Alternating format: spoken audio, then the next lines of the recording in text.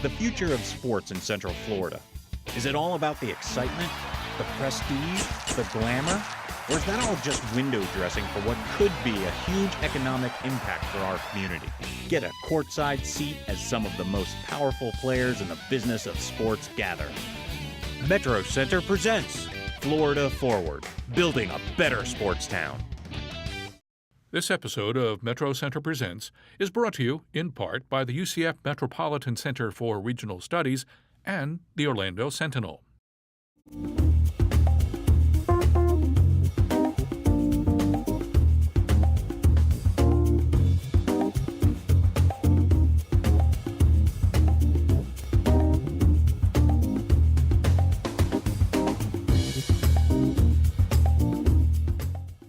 Hello everyone, I'm Diane Trees, Director of the UCF Metropolitan Center for Regional Studies. As the sports world directed its attention to Orlando for the NBA All-Star Game, one local panel discussed transforming Central Florida into a better destination for sports. What can be gained economically? Please join the UCF Metro Center in partnership with the Orlando Sentinel as we bring you Florida Forward conversations about the future.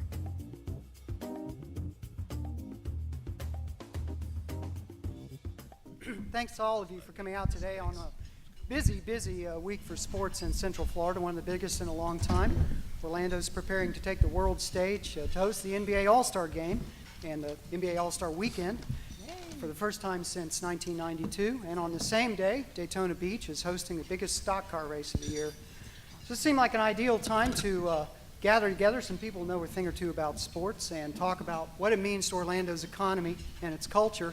And just as important, how this region can become a better destination for everything from professional franchises and amateur athletic events to sports medicine and training facilities. Before we get started, I'd like to remind everybody about your two UCF representatives who will take your questions. I encourage you to write down some questions and submit them. We'd love to hear them. And during the course of the program, I'll turn to Diane occasionally, and she'll be reading your questions, addressing them to the panel. So get ready, panel. If you could also be sure and check your cell phones to make sure they're on silent or vibrate. We appreciate it. A couple of notes about the agenda. Each of our panelists will have 2 minutes to make some opening remarks after they're introduced. After that, we'll move into the discussion and your questions, and I promise all of you and Alex Martins to have you out by 1:30 so you can make your next appointment. I'd like to start by introducing John Hitt, who is about to mark his 20th anniversary as president of the University of Central Florida. Congratulations.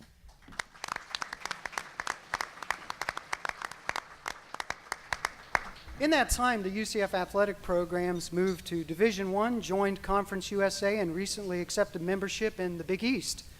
During his tenure, the university has built a 45,000-seat on-campus football stadium and a 10,000-seat arena where basketball teams play. Dr. Hitt, some opening remarks? Well, thank you, Mike. It's great to be with all of you today. What a great turnout for this event. Thanks for being here. My presence today is I feel a little bit different than some of the other members of the panel in that, as representing a university, we have an athletics program that is rooted in the community and in the university. It's part of who we are and what we do. Really, the best thing we can do to build a sports atmosphere at a great sports town is to keep progressing in the quality of our program, and ultimately that means winning.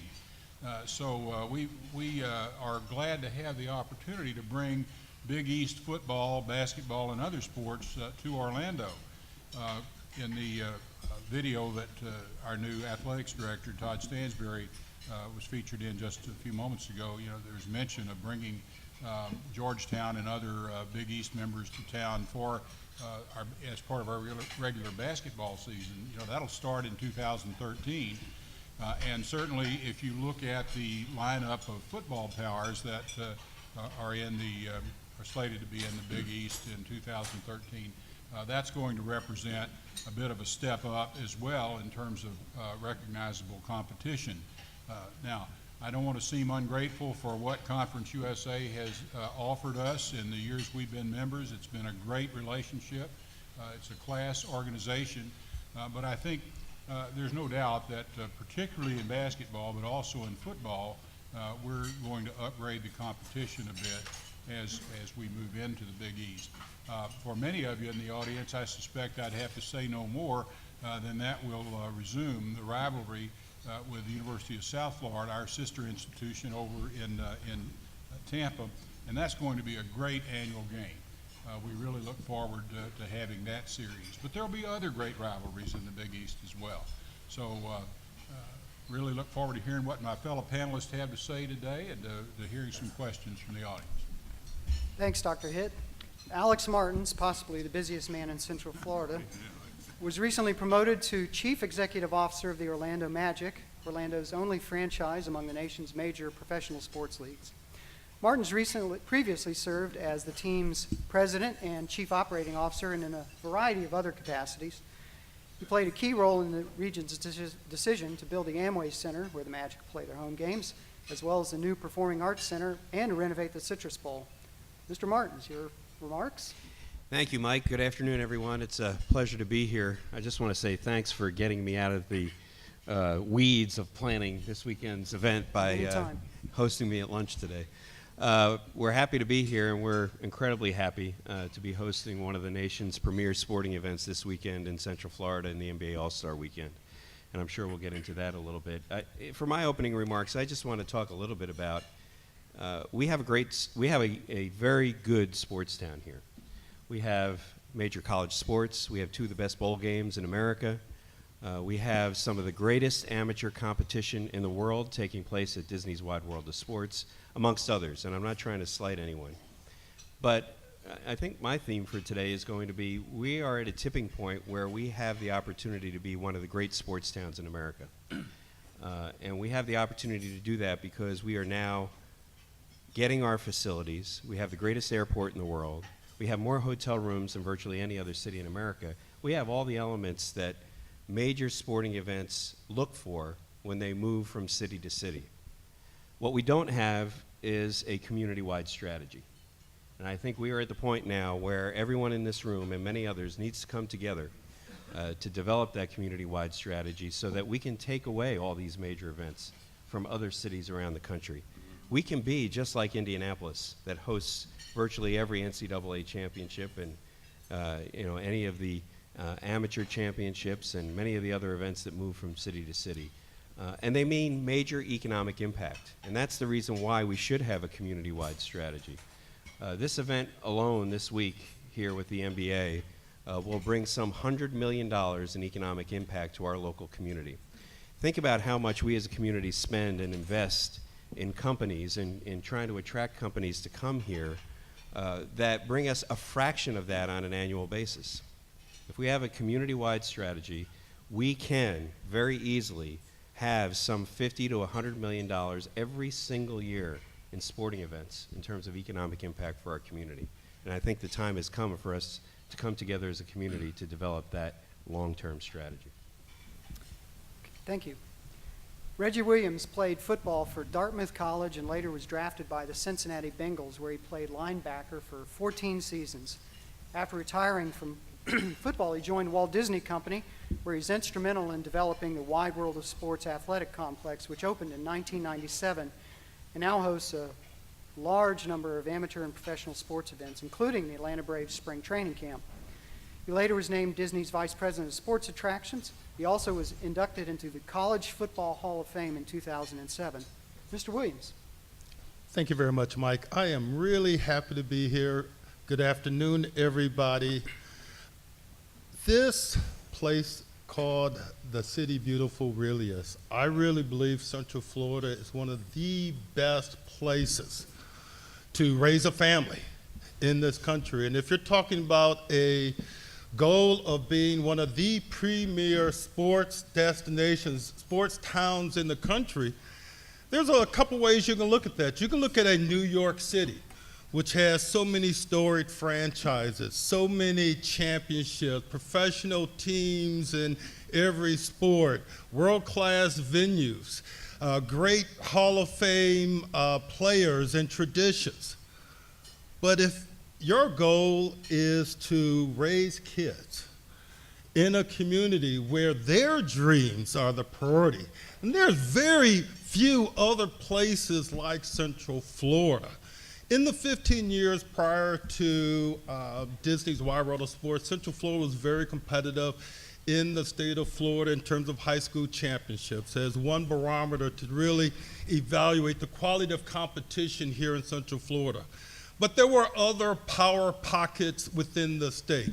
Over the last 15 years, due to great facilities, not just Disney's facilities, the things that they're doing for girls playing soccer and playing softball, the impact that the Magic and the leadership that they've had in driving basketball championship. Do you know that in the last 15 years, Central Florida has had 3.5 times more girls and boys basketball championships here in Central Florida, your sons and daughters, your neighbors' kids, than any other place in the state. And that is something that everyone should be extremely proud of.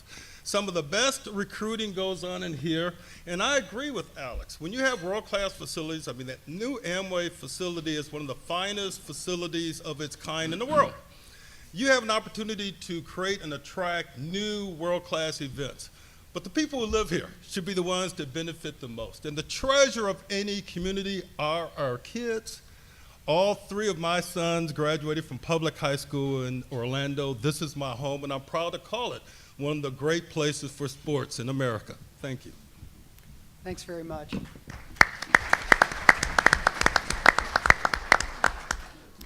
Dot Richardson is a 2-time Olympic gold medalist in softball. In Atlanta in 1996, she played shortstop and hit the game-winning home run, right? Absolutely. That was in the gold medal game against China. She played again in the 2000 games in Sydney. She is truly a local product, born in Orlando, a graduate of Colonial High School.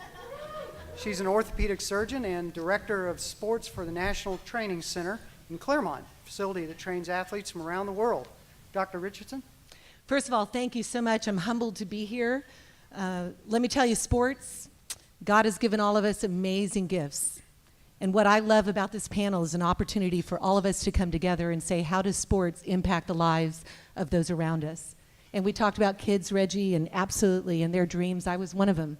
The dream to be an Olympian, a dream to get a college scholarship, and a dream to have a profession. And these things happen when all of us come together for the right reasons.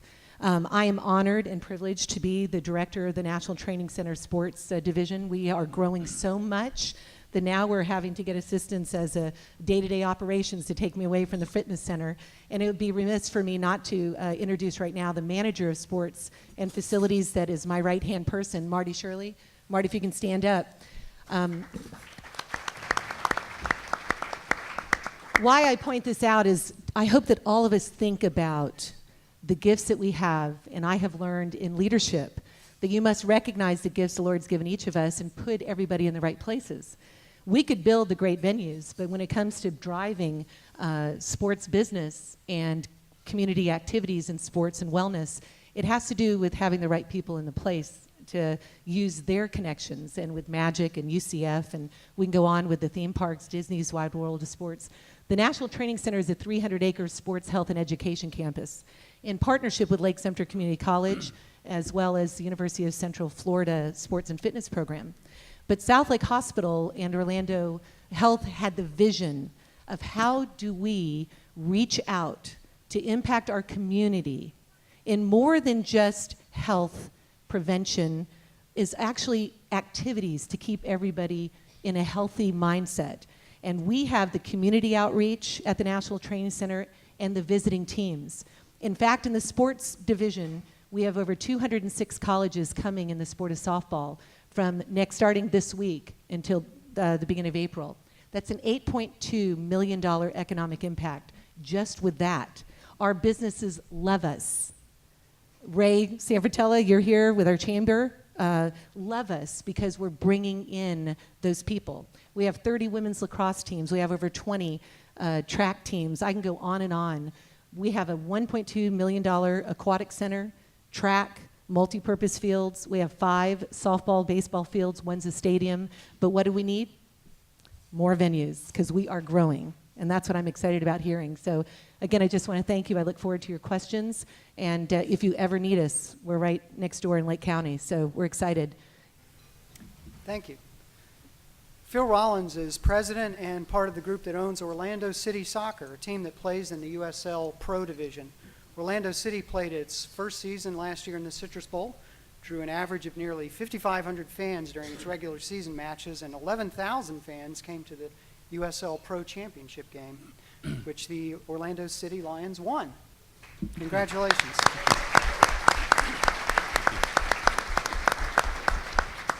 Orlando City is currently pursuing becoming a Major League Soccer franchise.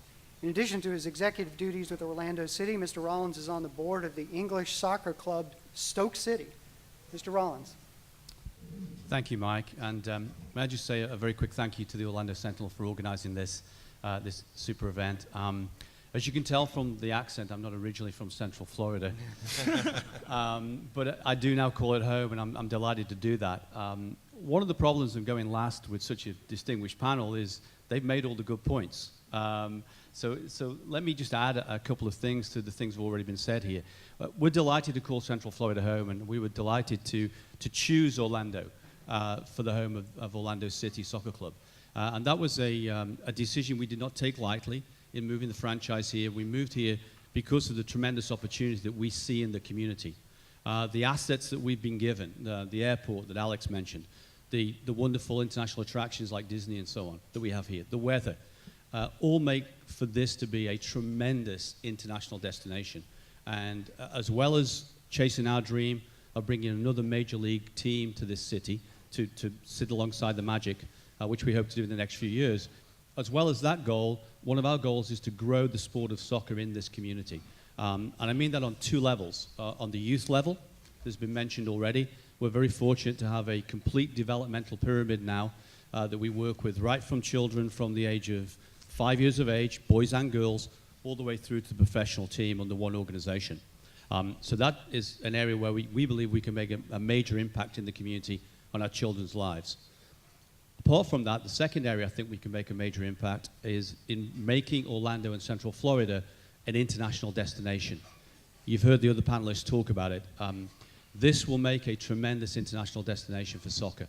If you look at the transient nature of our community, if you look at our demographics, if you look at where people come from, whether they be residents here or whether they be visitors, they all have the one thing in common. They all love the beautiful game. And they all have a passion of following for soccer. We get no end of inquiries on a daily basis from teams and players all around the world who want to come to Central Florida, who want to use the facilities at Disney, who want to make Central Florida home. It makes our job relatively easy, to be honest with you, because we have such an attraction here. I want to echo one last thing, which is what Alex said. I think what we need is an area-wide, an organization-wide strategy to bring this together. We don't need to be fighting over resources. There's more than enough to go around if we put them in the right places. The possibilities and opportunities for Central Florida are quite endless when it comes to sports, tourism, and economic benefit. Okay, thank you all for your remarks, and thank you, Alex Martins, for setting the table for the first question I wanted to bring up, which has to do with how Central Florida markets itself and what kind of strategy it has for as a sports destination. We have a sports commission, we have Florida Citrus Sports, and the question, I guess I'd like to start with you since you brought it up, is what kind of structure does this region need to have? What do you have in mind when you talk about a broader strategy when it comes to making sports a bigger part of this economy? First, I'd like to say that the Central Florida Sports Commission in particular, along with Florida Citrus Sports, has done a very good job of getting us to where we are today. And I think we're at an interesting crossroads at this point in time, particularly in light of the fact that the Sports Commission is in the process of recruiting a new president and chief executive officer. In my opinion, as we as a community go out to look for who that person is and should be, it should be someone who has tremendous contacts with all of these organizing bodies, who knows the people at the NCAA intimately, who knows the people at USA Gymnastics and US Figure Skating intimately, the Amateur Athletic Union, etc. Because that is the first piece that's necessary for us to start to build upon the success that we've had in the past, is, having those relationships with the major organizing bodies. And then collectively, through their leadership, we need to bring different segments of our community together to understand how this is really not just an issue of sports and sporting events and tickets and fans. It's really an issue of economic impact for our community. And I think that when we went through the venues process, we talked about how the Amway Center and the Citrus Bowl in particular gave us the opportunity as a community to draw upon those major national events that bring significant economic impact. And as I said, the All-Star Game is one example of that. Our two major bowl games, and Steve Hogan, the president and CEO of Florida Citrus Sports, is here with us today. Steve, I think the economic impact is about $120 million from this past year of those two bowl games alone. So let me just segue into one other part of that discussion is, we got the NBA All-Star Game because we have the Amway Center. And we would not have gotten the NBA All-Star Week festivities had we not built that building. Similarly, we've got those bowl games now, but we're not going to be able to keep them very long if we don't get that Citrus Bowl redone. And I think that needs to be done now.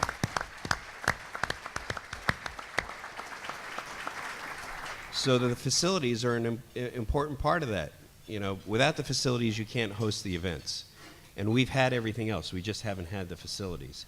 Now, I do think the last piece is bringing the business community together, along with the public sector, along with the university, people like Disney, who host significant amount of sporting events every year at ESPN's Wide World of Sports, and others, to really develop a community-wide strategy that looks at this not just as hosting sporting events, but looks at this as an opportunity for us to grow economically on an annual basis. Think about what this event this weekend is doing to our community, for our community, at a time where we really need it. Almost 50,000 visitors are expected to be here over the weekend. I was talking to someone associated with the Millennium Mall. They're expecting traffic to be to the level of the day after Thanksgiving, which is their busiest day of the year. And it's all because we're bringing in those visitors into our community. Over 30,000 hotel room nights will be secured over the course of this week. People will be eating in restaurants. This facility alone, Church Street Station, for the first time since it really shut down, every square inch of this facility is going to be used over this weekend to host various NBA All-Star parties. So these events are about economic opportunity and economic impact. And I think when we come together as a community and look at it from that standpoint, I think we really have the opportunity to be able to attract any major national event that brings visitors to our community and impacts us economically in a very positive way. Would anyone else on the panel like to talk about this question of strategy? Well, the one thing, I totally agree. One thing we need to focus on is education.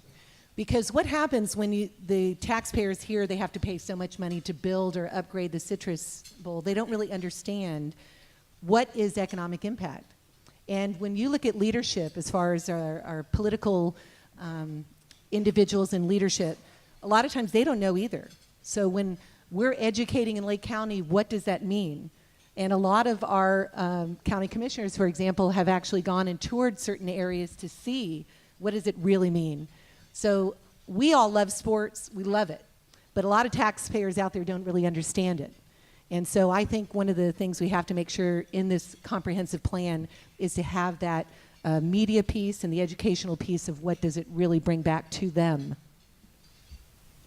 I guess the only thing I would add on top of that, and I think what Alex is talking about is absolutely correct. There is, the challenge of individual accountability, what we can do. What I'd love to hear from Alice, because, I've lived here in Central Florida since 1993. I've become an Orlando Magic fan.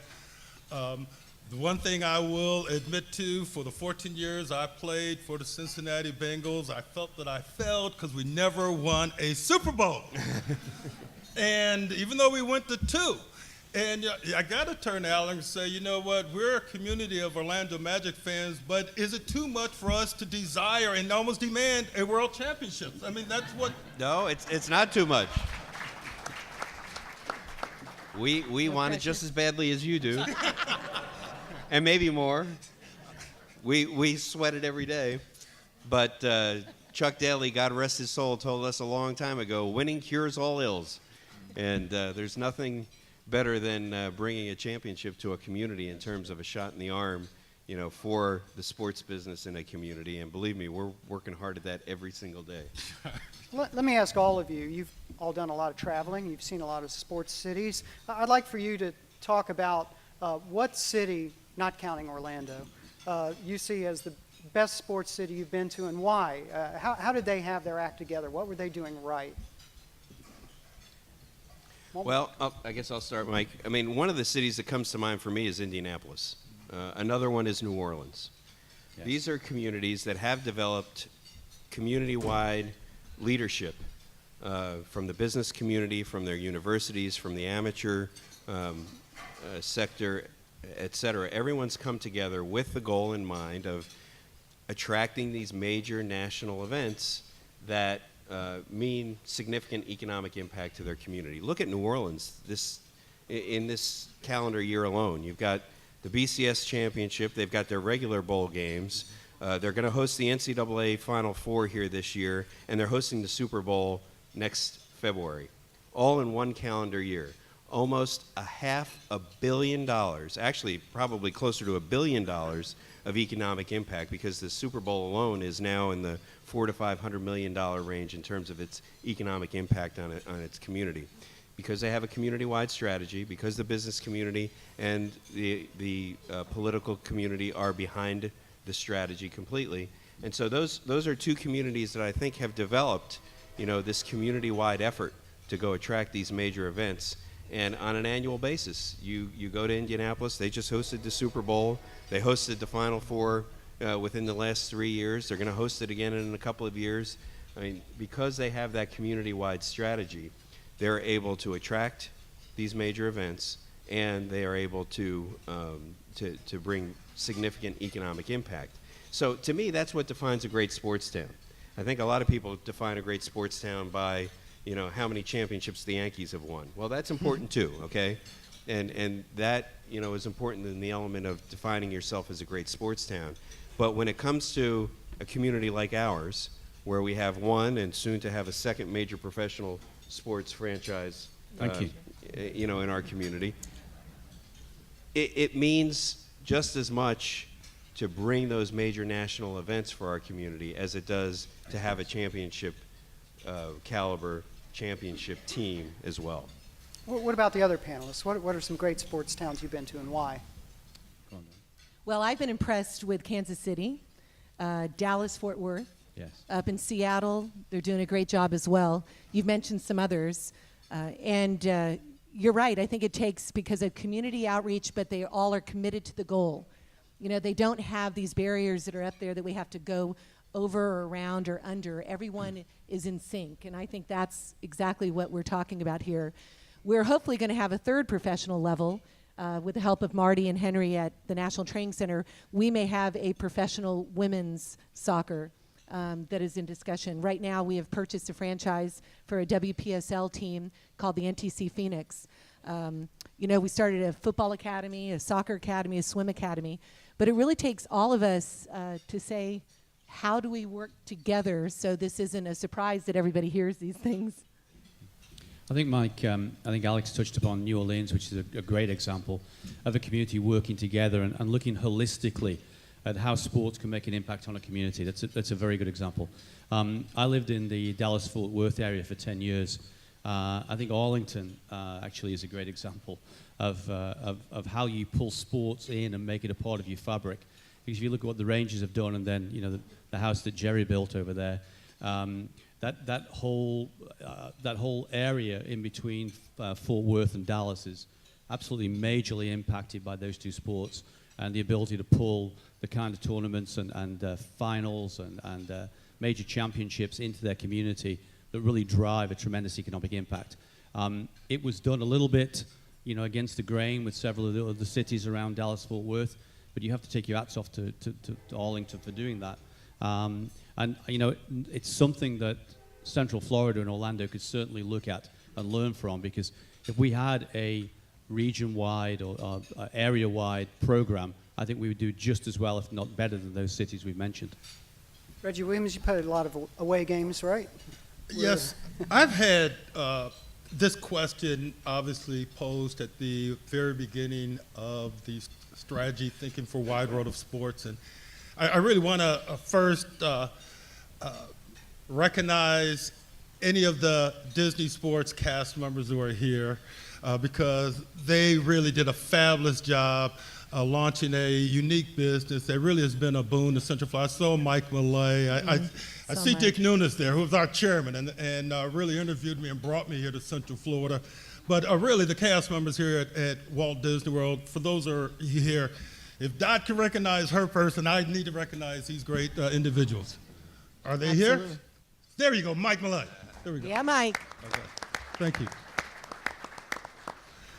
Probably the best sports city that I have been to has been Portland, and it's for a different reason. Portland is another one NBA city town, but I went to Portland. It was like everyone was doing sports. I mean, you went through every community. They had a soccer field. They had a baseball field. They were playing football. At the Nike campus, it was okay to miss a meeting if you were working out. You saw people jogging and running everywhere. People were healthy. And so, I don't know about you, but I would prefer to play sports than watch sports. Obviously, in my past, I had an opportunity to do so. Now that I've had 25 knee operations, I still would rather walk than look at TV and watch other people walk.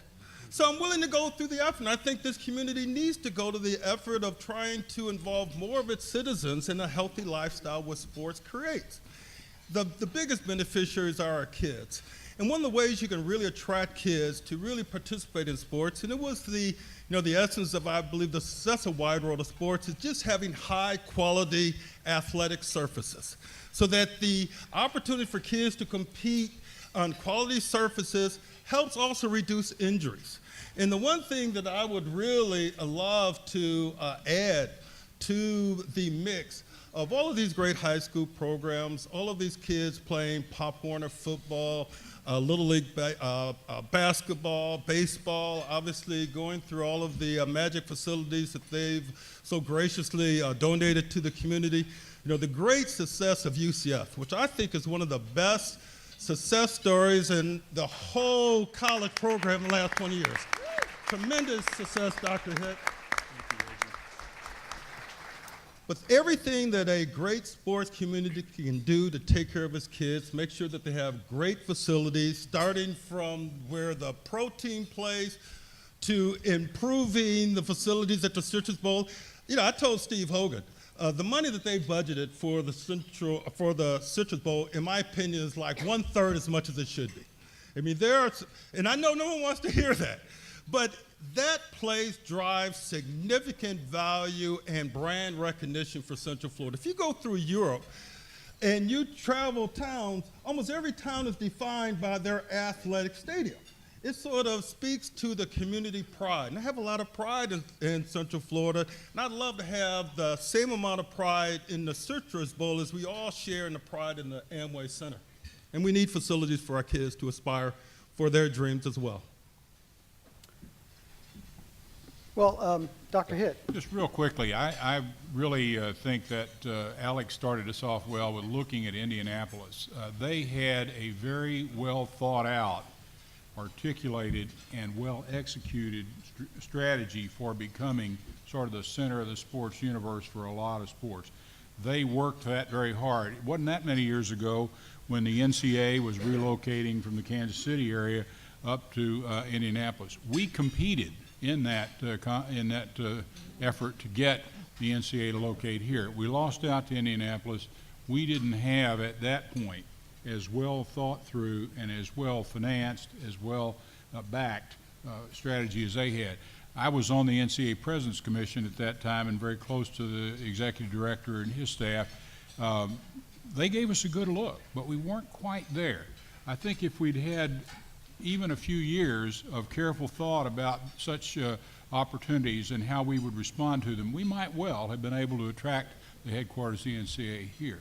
And you know, Reggie, one of the reasons we were in that game at all was Disney.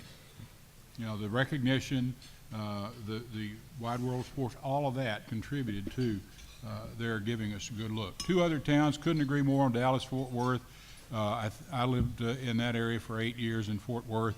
What a tremendous sports area that is with the Cowboys, but also with the collegiate teams that are there, TCU, SMU, and others. Finally, I have to say I lived up in Illinois for 10 years, and don't overlook Chicago as a great sports town. Yes, they are. They really are a great sports town. Salt Lake City. Yeah. Well, before we leave this subject and go to a couple of audience questions, Alex Martins, I just had a quick follow-up for you. I understand you're part of a group that's been convened by Mayor Buddy Dyer to take stock of sporting events in this region. Can you talk about what that group is doing, what its mission is? Well, I think what we're doing is just having the initial discussion, Mike. The discussion that needs to be had about how do we develop the community-wide strategy. And I think it's led to a couple of points of action thus far. Things like helping the Central Florida Sports Commission as they get ready to hire this very critical individual to lead them in the future about what's important to our community moving forward, and getting that input from our community in terms of the focus on major events in addition to a lot of the regional events that they've helped us to secure.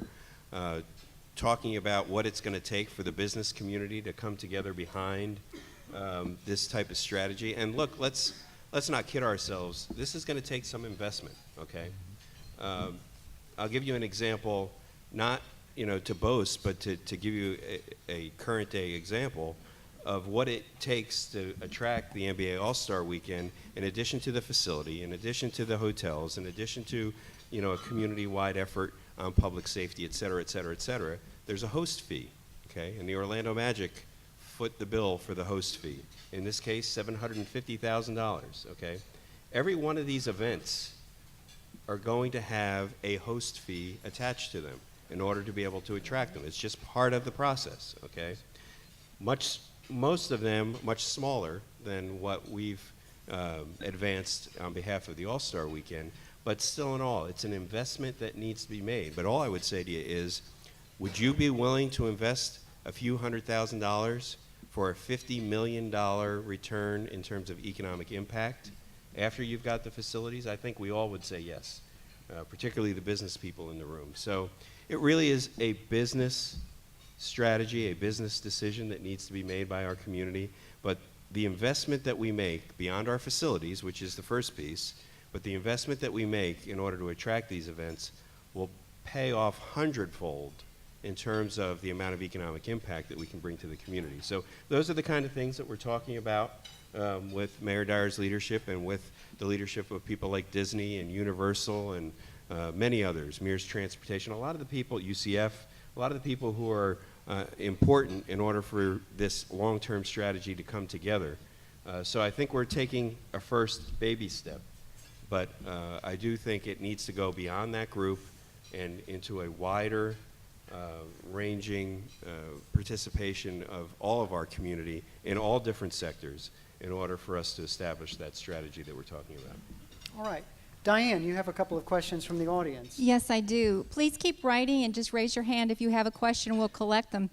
Many of the things that you're writing already have been touched on by our panelists, but let me ask a little bit more specifically. One of the questions, should the governments of Orange County and the city of Orlando give sports a higher profile in the region's brand and economic development efforts? And I would think that even with just the city of Orlando and Orange County, you're talking about a broader region. Should the governments be involved?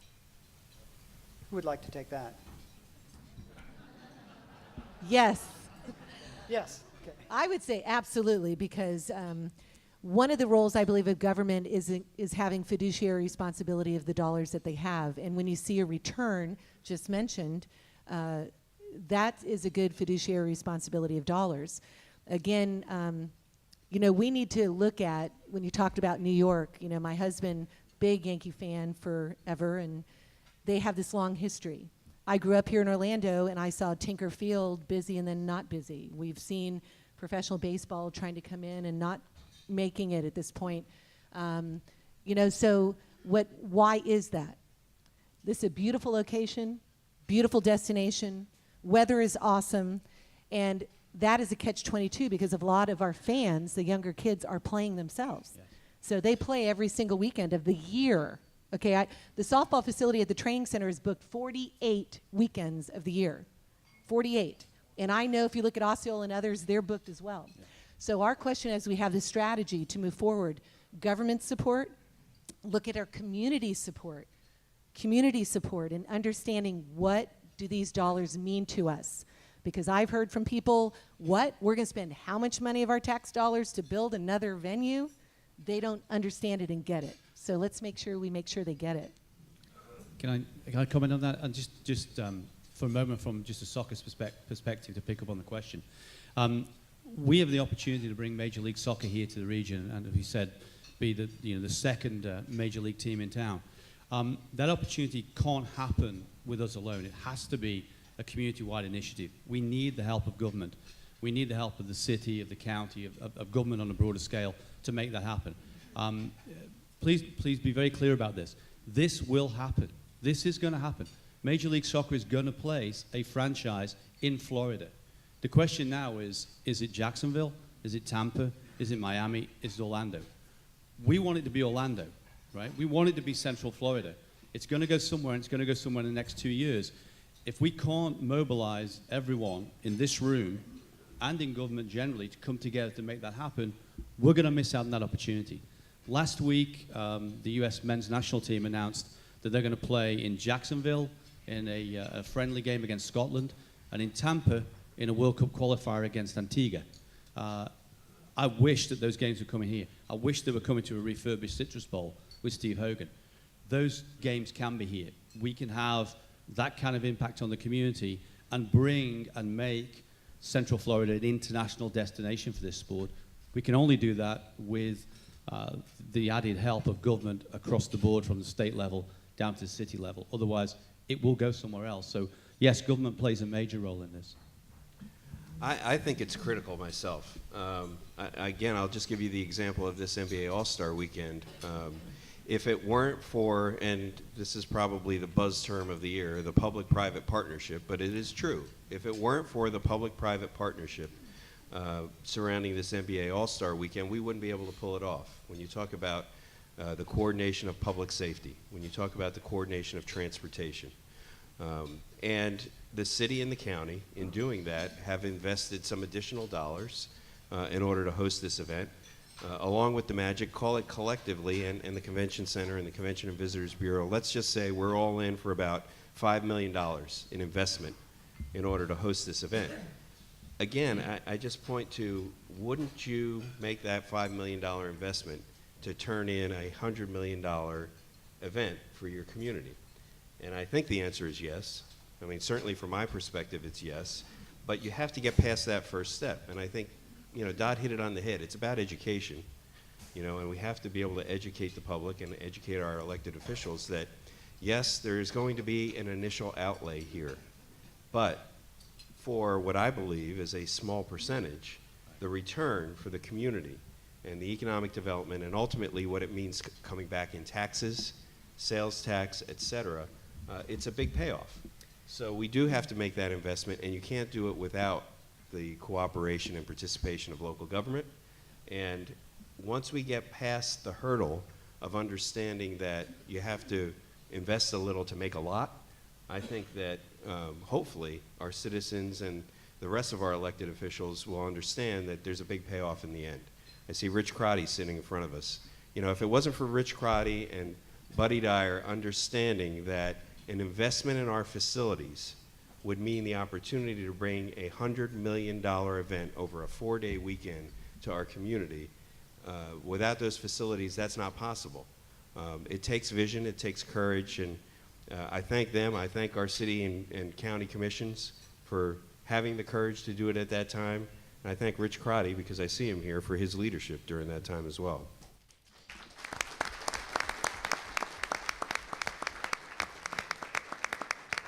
This is addressed to any of you. The question is, I don't think you would get much disagreement on your talking points from this group. What exactly are you asking us to do? Join the team. Well, one thing that I'd like to say is to have that vision. A lot of people in here are visionaries, but to make it happen. We've dreamt of this, right, Reggie, all of us? We've dreamt it for a long time. How do we make the dream become a reality?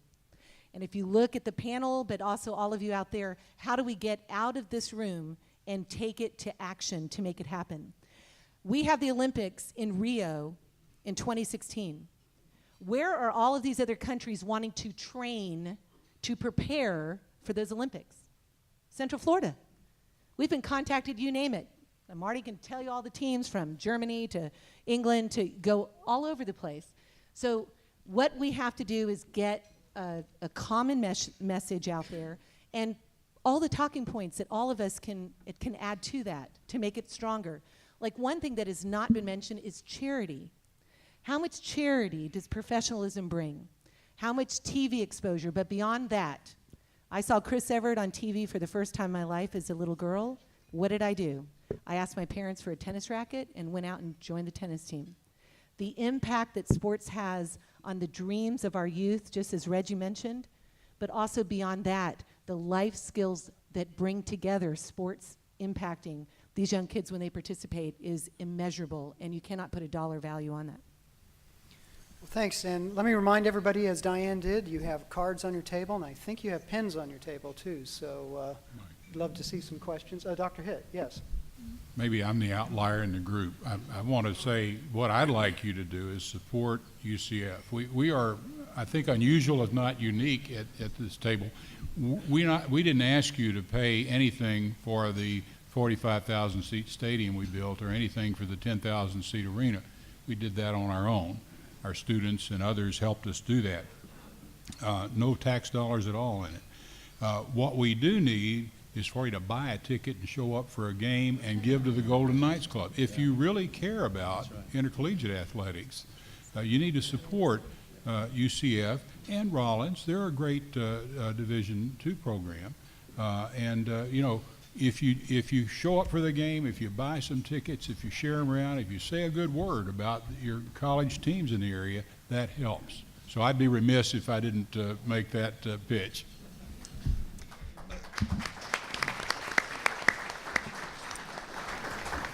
And Dr. Hitt, my middle son graduated from UCF, so I am a parent of an alum, and the quality of the UCF education that he received here allowed him to get a scholarship to Johns Hopkins for graduate school. So, I mean, really something phenomenal. And yet, as a resident here for 17 years, you know, I have to be honest, it does pain me a little bit that we have to sort of shroud the Paramore area. That's our town. That's our community. That's where there should be, you know, just an abundance of opportunities for kids who live here, who are right next to a $500 million fabulous world-class facilities. When visitors come here, you know, you shouldn't detour them around certain parts of Orlando. And so that's part of the challenge. I look to local government, you know, is we really want all of Orlando to be the city beautiful. And I think we should challenge ourselves to continue to work hard for our neighbors, for the residents, for the kids who live in those neighborhoods to make sure that it is the city beautiful for everybody. Thank you. Mike, do you mind if I pick up on Please, yes. Two things there. One that Dr. Hitt has said, and I hate leaving meetings, by the way, when you don't know what you asked to do. So let's be clear about this, right? What can you do in this room? There's several things. We've got Don Garber, who's the MLS commissioner, coming to this town on March 1st to look at our application, to look at this city in light of our bid to become a Major League Soccer team, or Major League Soccer franchise. He's very clearly laid it out for us what we need to do as a community, and it's really three things. First of all, it's buy tickets, right? Because the first thing anyone looks at is your sport, is your complex, is your facility supported by the general public? So the first thing is spread the word, buy tickets to UCF, to Orlando City, whatever it is. Support Dot's programs out at Claremont, the Magic, etc. Second thing is, most of the people in this room represent businesses. You can be involved as a sponsor at any level with any of our businesses.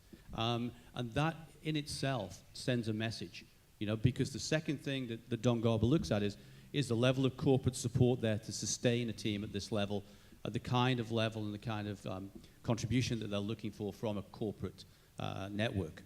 And then the third element is, tell elected officials that you want Central Florida and Orlando to be a sports city, to be an international destination for sport, to have the kind of impact that we can have collectively on this region. So that's incredibly important. Second thing I want to pick up on was the point that Reggie just made. We had as our guests for the last 2 weeks in this city, the Philadelphia Union of Major League Soccer. They were here for 2 weeks doing pre-season training. We played them on Saturday. We tied them 1-1. We should have beaten them. But that aside, they were here, doing their preseason camp for all the reasons that Dot's mentioned. I got to tell you, we've got a very close relationship with the union. They're in a part of Philadelphia, of Pennsylvania, that makes Paramore look like West Palm Beach, right? They're in Chester, and if you've ever been to Chester in Pennsylvania, it's one of the most rundown communities in this nation. And the reason I raise that is they used sports franchise, the union, to start to redevelop that whole waterfront area and take areas that were completely disused brownfield sites, old warehouses, the places, it's really, it's a tragedy what's happened to that area. But they used the union as a catalyst for redevelopment. And now people are moving in there, there's condos being built, there's hotels being built, there's businesses moving into the area. And I do think sports can be that catalyst for regeneration as well, which we haven't touched on so far, in the discussion. So it's got a multitude of facets to it. Well, since you brought up the Citrus Bowl, since everybody brought up the Citrus Bowl, Phil Rollins, let me ask you: is the application to gain an MLS franchise going to depend on whether that stadium is renovated?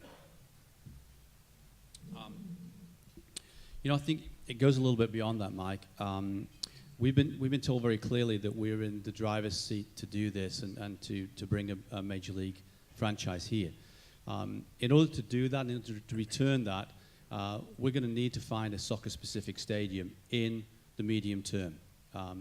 They will allow us to bring the franchise here, playing in a refurbished Citrus Bowl, and we'd love to see that. And Steve knows, and that whole team knows that they have our support in making that happen. I think that's good for the community.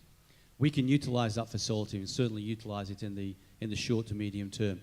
However, in the longer term, I think we have to have a soccer-specific solution to ensure that we bring a major league franchise here.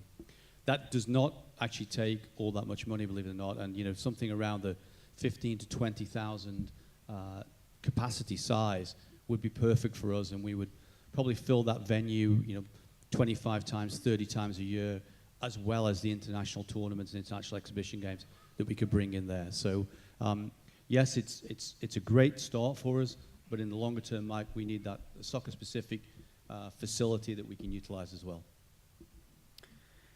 Well, I have a question for anyone on the panel who wants to take it. The Magic is the only franchise we have here, professional sports franchise.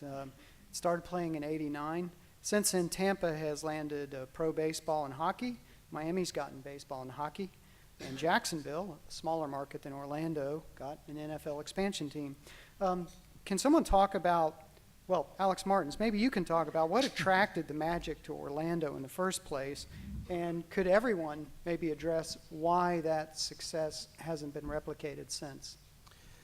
Well, Mike, I think, as it relates to the Magic, it started with a passion and with a dream. And one of the men who had that passion and dream is here in the audience with us, Jimmy Hewitt. Jimmy, wave to everybody.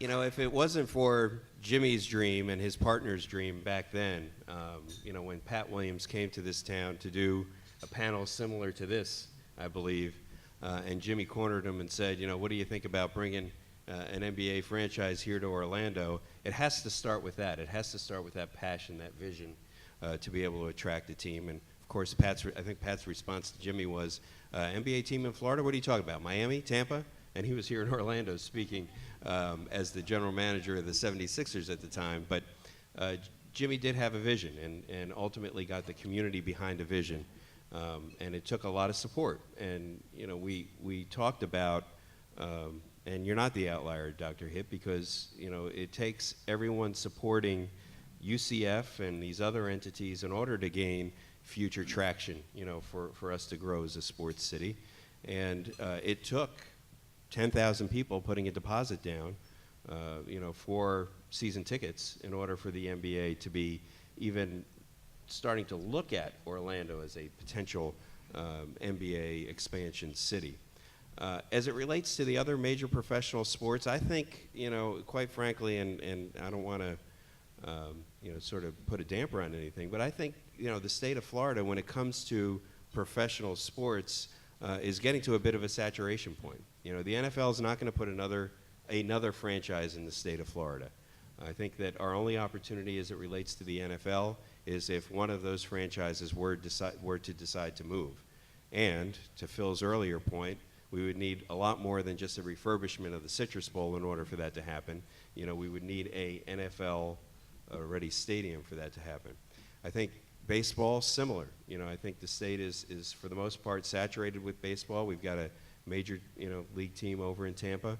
If we were to attract a major league baseball team, I think it would probably have to be a relocation of one of those franchises here. And hockey, I think we've got our place in hockey in the state. In Tampa and over in down in Sunrise. And hockey's coming back to Orlando with the rebirth of the Solar Bears again, which I think will be the right niche for us. So, to be honest with you, I think our great opportunity lies at the end of this table when you talk about major professional sports franchises. I think, Major League Soccer has become the 5th major sport. And if you go to places like Toronto and Portland and Seattle, and it's amazing how they fill these stadiums of 25,000 to 30,000 people, all with season ticket holders, by the way. And these cities have really embraced the Major League Soccer. So in terms of a major professional sports team, I think that's our opportunity. But the other part of the conversation for me is our greatest opportunity is this whole notion of bringing major sporting events to our community that mean major economic impact.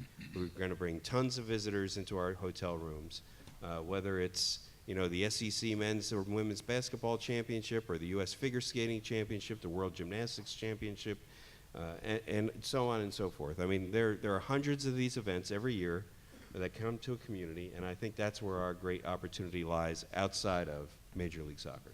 The only thing that I would add to Alex's statement is, I think, whatever the Central Florida sports strategy becomes, I think the strategy has to go beyond saying that Central Florida's involvement in professional sports in the state of Florida has to be exclusively to those pro teams that are here in Orlando. I think that the strategy has to be, wow, we're within 2 or 3 hours of 3 NFL teams. We're within 2 or 3 hours of 2 NHL teams, 2 NBA teams. If you're in New Jersey, and you're saying you're going to be in New York, enjoy the world's sports capital, it'll take you longer than 2 and 3 hours to get across the bridge sometimes. And that there needs to be an opportunity for Central Florida fans who, quite honestly, root for every team in the country, because people have relocated here from all over the country. And yet, the Orlando Magic will always be, the team that we're going to root for, because we want a local championship in this community, and we want to aspire towards it. And UCF has definitely contributed to the quality of athletic opportunities for the kids who live in this community. I don't know how many local kids, who are playing local sports have an opportunity to go to UCF. And even if they're playing intercollegiate sports, UCF has a phenomenal intramural sports program where thousands and thousands of kids are actively engaged in competition and fun and teamwork, even if they aren't being seen on the NCAA stage. So I think there is a lot of promise to Central Florida in its close proximity to so many great professional sports franchises in the state. Well, as the most estrogen strong panelist Yes, up you here, do. there are professional sports in women's athletics, and one of the problems is a lot of you don't know. I mean, the USSSA Pride is an NPF professional softball team. The other is we've had the Pro Fast Pitch Extreme Tour professionals here. The training center, we've hosted them, as well as professional women in track. We also have, as we've talked about, the WPSL Women's Premier Soccer League Phoenix, which will launch this year, and a potential to get them professionally. But here's the point. The point is professionalism is awesome and it's great. You have those standard, as you mentioned, 4 or 5 for the men's side. But when you look at economic impact, don't misunderstand the impact of bringing in amateur events. I mean, those events, you look at UCF and what goes on there, but you talk about these tournaments, a basic tournament that you do. What makes economic impact? People need to know. It's when you bring people, heads in beds, or from out of the area, utilizing your businesses and things that we take for granted to understand. But look at these huge events. In order to get a softball national championship of 400 teams, you have to put up the money in order to get them to come here, because they'll go other places, but you also have to have the venues. But 400 softball teams, let me tell you, we love to eat, we love to go out, have a great time. And the amateurs, what do amateurs bring with them, particularly girls? Families, right? From mom and dad and siblings and grandparents and aunts and uncles.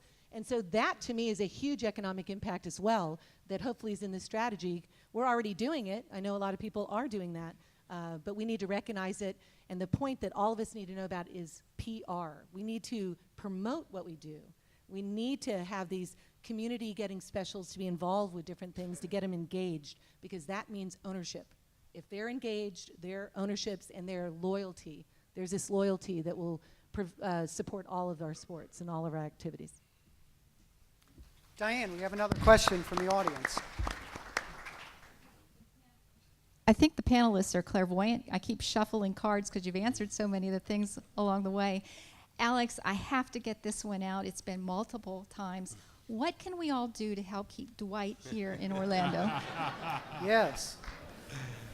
Well, you know, you can continue to show his support, and I think this community has certainly done that, even in the wake of indecision. And, you know, I talked to our senior staff this morning, and, you know, I got to hand it to our community as well as to our team. With all of this hanging over our head, I think we've all performed incredibly, you know, in terms of our support for him.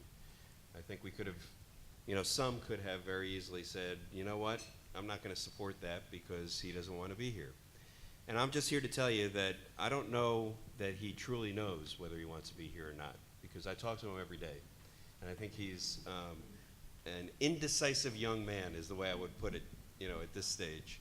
And certainly we're trying to influence that every day.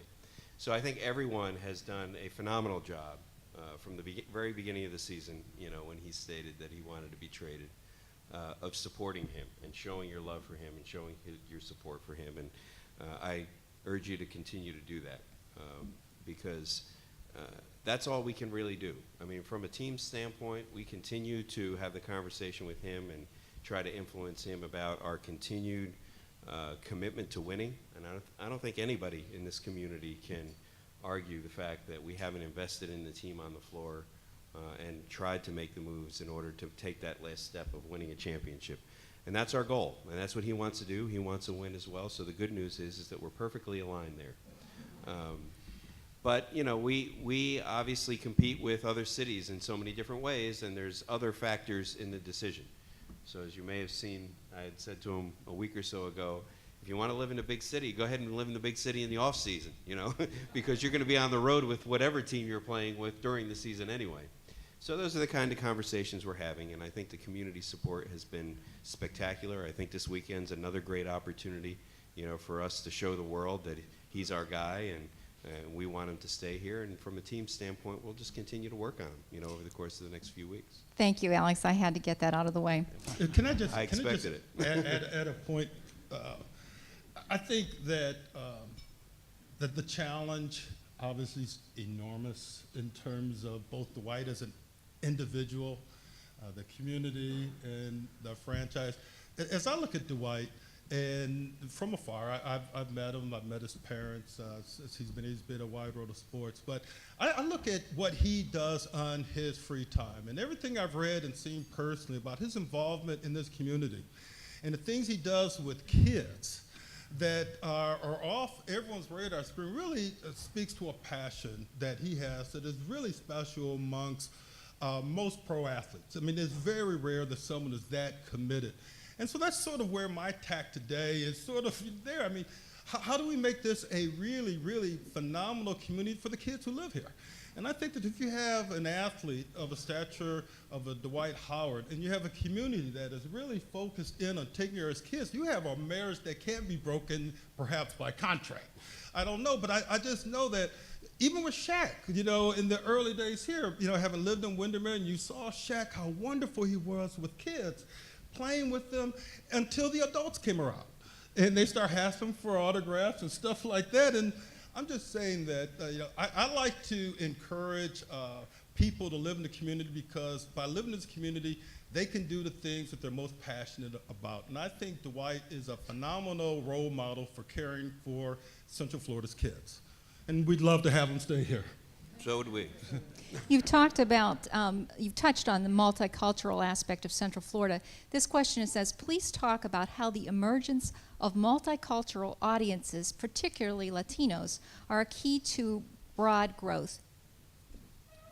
Let me, if I can touch upon that. I think you've only got to come down to the Citrus Bowl when we're playing of a Saturday evening usually, and look at the crowd that we draw, and it's a tremendously multicultural and diverse crowd. You know, we have our different supporter groups that represent that. You know, we have the Ruckus and the Iron Lion Firm and Los Guerreros and so on and so on and so on. And they all represent different cultures.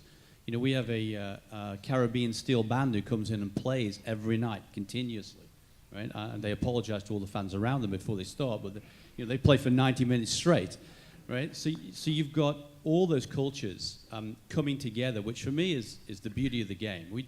Somebody touched upon this earlier, Alex, I think. You know, this stuff is done by dreams. It's done by vision and dreams. People up here, you know, all have a dream and a passion for what we're doing, which is why we're doing it, quite frankly. And for me, the dream is to see, you know, a multicultural audience like we have in Central Florida coming together at a game and just coming together to enjoy one sport and being one together, which is awesome. The Hispanic community in this particular area is growing rapidly, and of course we know the passion for soccer and baseball actually is very, very high. So I think we've got to embrace that community as much as we can, reach out to them as much as we can, help them understand, because many times people who come from overseas, I know this being a Brit, you know, I see Nigel in front of me here, right? Another Brit, you know, we're bigoted at the end of the day. We think British soccer is the best soccer in the world. Brazilians think Brazilian soccer is about. Mexicans think, you know, it's the kind of the way we're brought up. So it's an opportunity to share that with everyone and show them that whether it's baseball locally, softball locally, soccer locally, can be good and can be quality. And that's how you engage a community. And then you let them spread the word amongst that community, because there's no better support and no better marketing than word of mouth. So I think it's just about engaging, getting people into facilities, getting them into games, and then letting them spread the word you know, amongst their own family and friends. You know, from our standpoint, we've certainly seen the fact that people want to feel welcome, and they want to know that your door is open to them. And you know, over the course of the last 4 to 6 years in particular, you know, we've reached out to different segments of our community and tried to make them feel welcome. And once you do that, you're absolutely right, Phil. The word spreads, and everyone in this community, you know, there's a segment of every community that are sports fans. Yes. But if you don't welcome them, then they're not going to come and enjoy your product. And you know, certainly what we've seen is, and what we've tried to do is try to be welcoming to everyone in our community, because we are a very diverse community here in Central Florida. Yes. You know, as you've pointed out, the Hispanic community, you know, over the last decade has grown tremendously. But you know, we also have a growing segment of our population in the Asian community and others. And you know, they all want to feel welcome. And I think that if we want to make them part of our community, we also have to make them feel welcome in the strategies that we employ on the sports side. And we've seen, as we've opened that door, as we've made them feel welcome, they've certainly embraced the product as well. Well, and this is the beauty of sport. Think about it. I mean, how diverse we all are. And sport brings us together with a common goal of trying to be the best we can be in what we're doing. And that is so amazing. I've had teammates that are 6'4". I'm 5'4". I can't do what she can do, but she can't do what I can do. So the beauty of sport is that it disciplines us, dedicates us, focus, set goals, not being afraid to go for those goals, even if we fall short. And I'm preaching to the choir here, but the other is acceptance. You know, it doesn't matter what you look like. It doesn't matter where you come from, and it doesn't matter your size. It doesn't matter your gender. It's about using the gifts God's given you to make a difference, and sport prepares us for business, for life, for society, and it's awesome. And that's about education. We need to educate everybody about what we know and the passion we have about sport, and let's decide, is Orlando going to get there in a bigger and better way? Can I just add one thing to that? I think it just came to me from what Alex and Dot just said. This is an opportunity. We've talked about sport as a catalyst for change and economic development. It's also a catalyst for bringing a city and a community together. And the fact that we've got such a diverse community in Central Florida, sport allows us to do that. It's the one time. Everybody I spoke to, you know, it wasn't by chance we named the team Orlando City.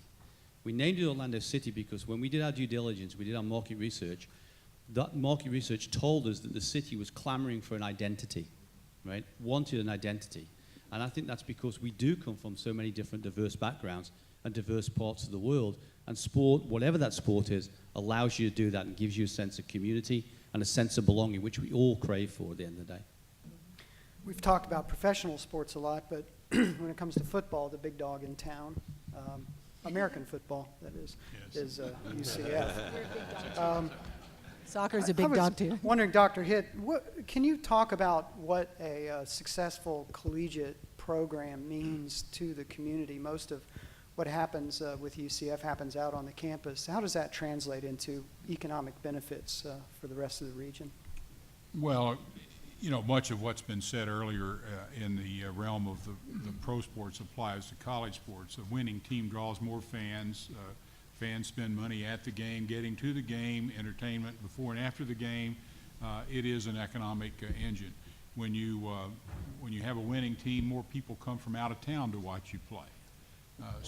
You know, there's a lot that goes on. I think in college sports, it galvanizes your alumni and friends around a successful venture, and it really brings people together in much the same way that Alex and Phil have talked about, Dot talked about, you know, around that winning team. It's a group identity that is very strong and is certainly reinforced by athletics. When we are winning, whether it's basketball, football, baseball, whatever, the whole attitude of big segments of our staff, our faculty, our students, our alumni and friends, the whole attitude gets better. If you go to places where the teams don't do well and haven't done well for a good while, you get some really bad behaviors that come out of that. So you want to be as best you can on the winning side of the ledger going right along. But you know, most of us, not all, most of us really enjoy sports, and when our teams are winning, we're happier. We're happier to see friends. We've all got something good to talk about. It really brings us together in ways that not many other activities do. So we're strong proponents of really strong athletics programs for that reason. But of course, we are in a business, if you will, of education, and we do have to insist that our players are also students. We have student athletes, and student really does have to come first. But within those bounds, there's nothing that succeeds like success in whatever venture you're in, and we want to see winning teams on the field and the court to bring our campus community together. We've talked about venues some. Several of you have mentioned the importance of them. One thing I wanted to ask you about, though, is there has been some community pushback about spending a lot of money on venues. And I'm wondering if you all could talk about whether the model of government-funded venues is one that can continue to exist, or whether or not that model is going to shift toward a greater expectation that the private sector bear the cost of building new venues. Alex Martins, that? Sure. I would say that, we're obviously in a challenging time at this moment in time. And it doesn't matter what public funds are used for. We're challenged because those public funds are not as great as they were a few years ago. And so as it relates to the current point in time, I think that government funding of facilities is challenged, just like government funding of our university system and our schools, et cetera, is challenged. I do believe that over the course of time, there's always going to be the necessity for public sector funding of these facilities, because it's about community-wide benefit and community-wide investment. It's not just about private investment. It's not just about private benefit. Let's just use the Amway Center, for example, and I'll use an example of one that, to me, I didn't even envision the impact that it would have, and that is the fact that Andrea Bocelli came and played the Amway Center this past weekend. And being in the sports and entertainment business, I've seen a lot of shows. And I will tell you, it was one of the best shows I've ever seen in my life, okay? And had we not had that new Amway Center, there is no way that Andrea Bocelli would have ever played in our community. Okay, so for a different segment of our entertaining our public, the Amway Center brought something to our community that it would never have had with the old Amway Arena. So that goes beyond the private sector, ownership of a professional team, so to speak. And so I think there's always going to be the need for a community. And again, if you truly want to invest in the type of sporting events that bring economic opportunity and economic development to a community, the public sector has to be involved in developing those facilities. But we may need to be more creative, moving forward as it relates to those public sector dollars. And I think that the example today that we see in the country that's going on is in Sacramento. Sacramento was called for dead in terms of the potential of a new arena facility for that community and for the Sacramento Kings just 9 months ago. And with the public will and with some great leadership by their mayor, Kevin Johnson, they started looking at a different model for the public sector funding of that facility. And just this past week, their city council approved the privatization of all of their city parking garages. And that is where they are going to secure the funding for their new public-private partnership for a new arena facility. And so now, where the Sacramento Kings were seen to be on their way out of town 9 months ago, for the first time now, it seems as if they're going to be able to come to an agreement similar to what happened here, and that the team, will also put their fair share in private dollars, and the public sector has found a new way of funding their portion of the building. So I don't think it's a dead issue, Mike. I think that, again, it's going to be necessary for the funding of these facilities moving forward. But I do think that from the public sector side, some new and creative approaches to how the public sector dollars are arranged is probably the approach that's going to need to happen. I guess the only thing that I would add to that, Alex, is I think you have to differentiate between public dollars for public facilities or public dollars for facilities that are housing a professional sports franchise. So, there is a obvious profit motive on the professional sports franchise side. And across the nation, the trend towards communities funding facilities for pro sports franchises is on the wane. But in terms of public dollars for a public treasure, which the Citrus Bowl can be, I don't think there is another way. There isn't a professional owner there that will be an individual beneficiary or a team that will be the beneficiaries. It's got to be about the community. And that's why the strategy of really identifying the economic impact of all of the events that are hosted there and the kinds of reputation and TV broadcast value that they do bring here that can be integrated in why the community, the government should invest in the Citrus Bowl. All of that sort of comes together. Even the question about diversity in this community comes into play when you do have a needs assessment where everyone has been talked to, regardless of their preference for language or their gender or their preference for sport. And everyone has an opportunity to say, you know, here 2012, this is what I would like to see here in the Central Florida community in 2022. And how can we use all the collective resources, the focus that Alex must have to bring a championship here to Central Florida? I mean, he has a lot of competition for that.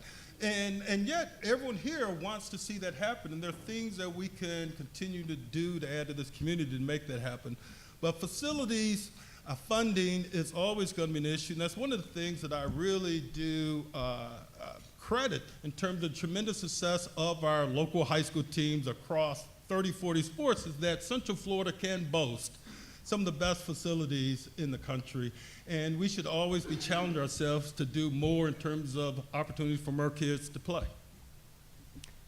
Well, I promised to have everyone out at 1:30, and we're a couple of minutes away from that. I want to thank this panel for a terrific discussion. It's been great. Thank you all. Can we have a hand?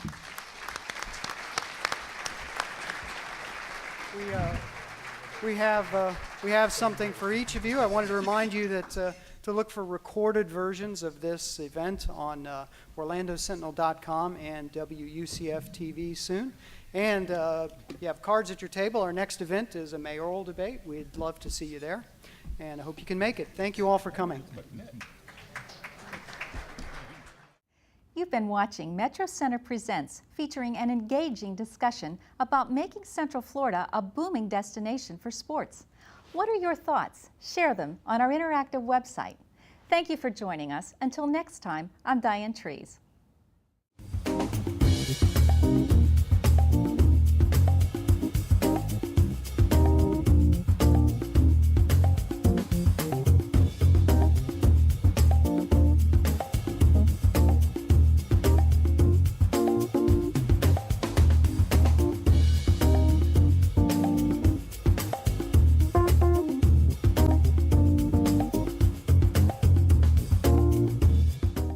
This episode of Metro Center Presents is brought to you in part by the UCF Metropolitan Center for Regional Studies and the Orlando Sentinel.